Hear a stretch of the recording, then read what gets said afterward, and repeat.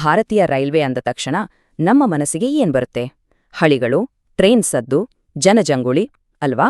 ಆದ್ರೆ ಇದು ಅದಕ್ಕಿಂತ ಬಹಳಾನೇ ದೊಡ್ಡದು. ಇದು ಕೇವಲ ಒಂದು ಸಾರಿಗೆ ವ್ಯವಸ್ಥೆಯಲ್ಲ, ಬದಲಿಗೆ ಈ ವಿಶಾಲ ದೇಶದ ಪ್ರತಿಯೊಂದು ಭಾಗವನ್ನು ಬೆಸೆಯುವ ಒಂದು ಜೀವನಾಡಿ. ಹಾಗಿದ್ರೆ ಈ ಬೃಹತ್ ವ್ಯವಸ್ಥೆ ಭಾರತದ ಆತ್ಮದ ಭಾಗವಾಗಿದ್ದು ಹೇಗೆ? ಬನ್ನಿ, ಈ ಪಯಣದಲ್ಲಿ ಜೊತೆಯಾಗಿ ಸಾಗೋಣ.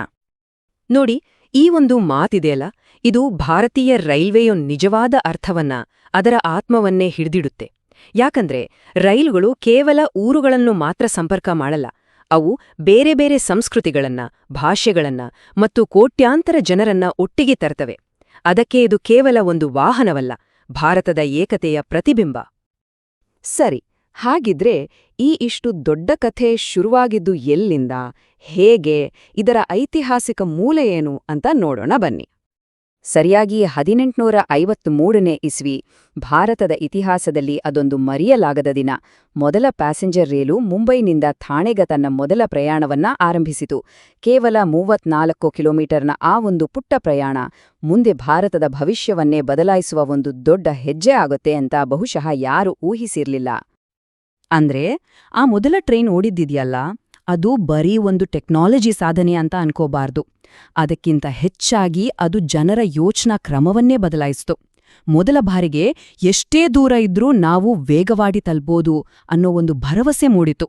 ಆ ಒಂದೇ ಒಂದು ಪ್ರಯಾಣ ಇವತ್ತು ನಾವು ನೋಡ್ತಿರುವ ಜಗತ್ತಿನ ಅತಿ ದೊಡ್ಡ ರೈಲ್ವೆ ಜಾಲಕ್ಕೆ ಅಡಿಪಾಯ ಹಾಕಿತ್ತು.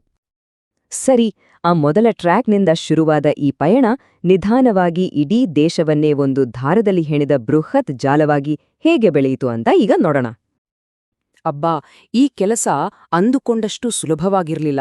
ದೊಡ್ಡ ದೊಡ್ಡ ನದಿಗಳಿಗೆ ಸೇತುವೆ ಕಟ್ಟಿ, ದಟ್ಟವಾದ ಕಾಡುಗಳನ್ನ ಸೀಳಿ, ಕಡಿದಾದ ಪರ್ವತಗಳನ್ನ ಕೊರೆದು, ಒಣ ಮರುಭೂಮಿಗಳ ಮೇಲೆ ಹೀಗೆ ಪ್ರಕೃತಿಯ ಎಲ್ಲ ಸವಾಲುಗಳನ್ನ ಮೆಟ್ಟಿ ನಿಂತು ಈ ಹಳಿಗಳನ್ನ ನಿರ್ಮಿಸಲಾಯಿತು. ಇದು ನಿಜಕ್ಕೂ ಮಾನವನ ಇಚ್ಛಾಶಕ್ತಿಗೆ ಒಂದು ದೊಡ್ಡ ಸಾಕ್ಷಿ. ಹಳಿಗಳು ಹೀಗೆ ದೇಶದಾದ್ಯಂತ ಹರಡಿಕೊಳ್ತಾ ಹೋದಂತೆ ರೈಲ್ವೆ ಸ್ಟೇಷನ್ಗಳು, ಅವು ಬರೀ ಟ್ರೈನ್ ನಿಲ್ಲೋ ಜಾಗ ಆಗಿರ್ಲಿಲ್ಲ, ಬದಲಿಗೆ ಸಣ್ಣ ಮತ್ತು ದೊಡ್ಡ ಪಟ್ಟಣಗಳ ಹೃದಯ ಭಾಗವಾದವು. ಇಲ್ಲೇ ಹಿಂದೆಂದೂ ಭೇಟಿಯಾಗದ ಜನರು ಸಂಧಿಸಿದ್ರು, ಹೊಸ ವ್ಯಾಪಾರ ವಹಿವಾಟು ಶುರುವಾಯಿತು. ಇದು ನಿಜಕ್ಕೂ ಭಾರತದ ಸಮಾಜ ಮತ್ತು ಆರ್ಥಿಕತೆಯಲ್ಲಿ ಒಂದು ಕ್ರಾಂತಿಯನ್ನೇ ತಂದಿತ್ತು. ಇದೇ ಕಾರಣಕ್ಕೆ ನಾವು ಯಾಕೆ ಇಂಡಿಯನ್ ರೈಲ್ವೇಸ್ ಅನ್ನ ದೇಶದ ಜೀವನಾಡಿ ಅಂತ ಕರಿತೀವಿ ಅನ್ನೋದಕ್ಕೆ ಉತ್ತರ ಸಿಗುತ್ತೆ. ನಮ್ಮ ದೇಹದಲ್ಲಿ ರಕ್ತನಾಳಗಳು ಹೇಗೆ ಪ್ರತಿಯೊಂದು ಅಂಗಕ್ಕೂ ಜೀವನವನ್ನ ತಲುಪಿಸ್ತವೋ, ಅದೇ ರೀತಿ ಈ ರೈಲ್ವೆ ಜಾಲ ದೇಶದ ಮೂಲೆ ಮೂಲೆಗೂ ಸಂಪರ್ಕವನ್ನ, ಜೀವಂತಿಕೆಯನ್ನ ಒದಗಿಸುತ್ತೆ. ಸರಿ, ಈಗ ಬರೋಣ ಎಕನಾಮಿ ವಿಷಯಕ್ಕೆ. ರೈಲ್ವೆ ಕೇವಲ ಜನರನ್ನು ಮಾತ್ರ ಸಾಗಿಸಲ್ಲ, ಬದಲಿಗೆ ಇಡೀ ದೇಶದ ಆರ್ಥಿಕತೆಯನ್ನೇ ಮುಂದಕ್ಕೆ ತಳ್ಳುವ ಒಂದು ಶಕ್ತಿಯಾಗಿ ಕೆಲಸ ಮಾಡುತ್ತೆ. ಅದು ಹೇಗೆ ಅಂತ ನೋಡೋಣ. ನಾವ್ ಯೋಚನೆ ಮಾಡಬೇಕಾದ್ದು ಏನು ಅಂದ್ರೆ, ಭಾರತೀಯ ರೈಲ್ವೆ ಬರೀ ಜನರನ್ನು ಒಂದು ಕಡೆಯಿಂದ ಇನ್ನೊಂದು ಕಡೆಗೆ ಕರ್ಕೊಂಡು ಹೋಗೋ ಸಿಸ್ಟಮ್ ಅಲ್ಲ, ಅದೊಂದು ದೊಡ್ಡ ಆರ್ಥಿಕ ಪರಿಸರ ವ್ಯವಸ್ಥೆ. ದೇಶದ ಜಿಡಿಪಿಗೆ ಇದರ ಕೊಡುಗೆ ದೊಡ್ಡದು. ಅಷ್ಟೇ ಅಲ್ಲ, ಜಗತ್ತಿನಲ್ಲೇ ಅತಿ ಹೆಚ್ಚು ಉದ್ಯೋಗ ನೀಡುವ ಸಂಸ್ಥೆಗಳಲ್ಲಿ ಇದು ಕೂಡ ಒಂದು. ಸೊ ಇದು ನಮ್ಮ ಆರ್ಥಿಕತೆಯ ಒಂದು ಬಲವಾದ ಕಂಬ ಅಂದ್ರೆ ತಪ್ಪಾಗಲ್ಲ.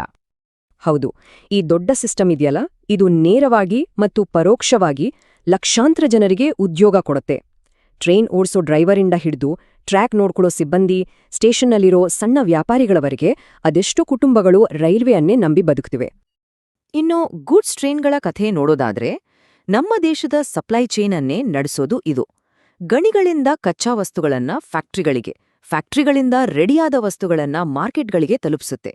ಹೀಗೆ ಇದು ಇಂಡಸ್ಟ್ರಿಗಳನ್ನ ಚಾಲನೆಯಲ್ಲಿಡುತ್ತೆ, ಜೊತೆಗೆ ಜನರ ಜೀವನೋಪಾಯಕ್ಕೂ ಆಧಾರವಾಗುತ್ತೆ.